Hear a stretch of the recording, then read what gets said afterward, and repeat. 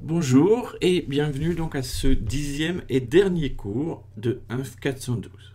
Donc au programme d'aujourd'hui, continuer à parler un petit peu de complexité en temps et surtout d'autres complexités, c'est-à-dire pas seulement du temps comme ressource que l'on considère.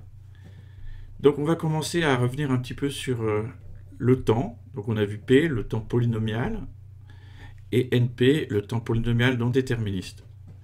Alors, qu'est-ce qu'on sait dire exactement sur la question P égale NP? C'est le but de ce transparent. En fait, ce qu'on sait prouver, c'est un théorème de hiérarchie. Si on a deux fonctions f et f' qui vérifient l'hypothèse qui est là, c'est-à-dire que essentiellement f est négligeable devant f'. En fait, f étant log f étant petit o de f'.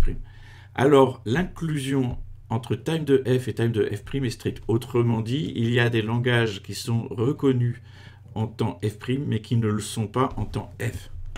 Donc on sait prouver ça. Alors, il y a une hypothèse dans ce théorème, c'est f constructible en temps. Constructible en temps, techniquement, ça veut dire que la fonction qui envoie n sur la représentation binaire de 1 puissance f de n est calculable en temps grand O de f de n. Alors c'est une hypothèse assez technique que j'ai pas envie de détailler, mais ce qu'il faut surtout retenir, c'est que toutes les fonctions usuelles le sont, et en fait j'évoquerai pourquoi on a besoin de cette hypothèse. Mais toutes les fonctions usuelles, ça veut dire n carré, n au cube, exponentielle n, log n log n. Vérifie cette propriété. Alors un théorème comme celui-là me permet de dire que par exemple, si je prends n au carré et n log n, donc j'ai bien n au carré fois log n qui est en petit o de n log n, et donc j'ai cette inclusion stricte ici. J'ai aussi l'inclusion stricte entre time de n puissance log n et time de 2 puissance n.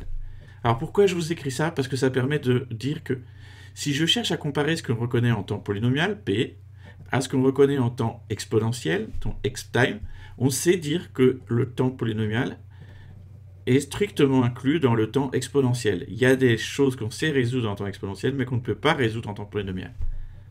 Donc x-time, quand je parle de temps polynomial, temps exponentiel, pardon, ça veut dire en temps 2 puissance n puissance une constante. Donc c'est 2 puissance un polynôme en n. Pourquoi est-ce que j'ai cette inclusion? En fait, parce que P, c'est ce qu'on reconnaît en temps polynomial. Et donc, n puissance k est bien négligeable au sens du transparent d'avant devant n log n. Donc tout P est inclus dans cette classe intermédiaire ici. Donc P est un sous-ensemble de time de n log n, qui est un sous-ensemble strict de time de 2 puissance n. Mais maintenant, time de 2 puissance n, c'est dans le temps exponentiel. Donc j'ai mon résultat que j'ai exactement cette inclusion.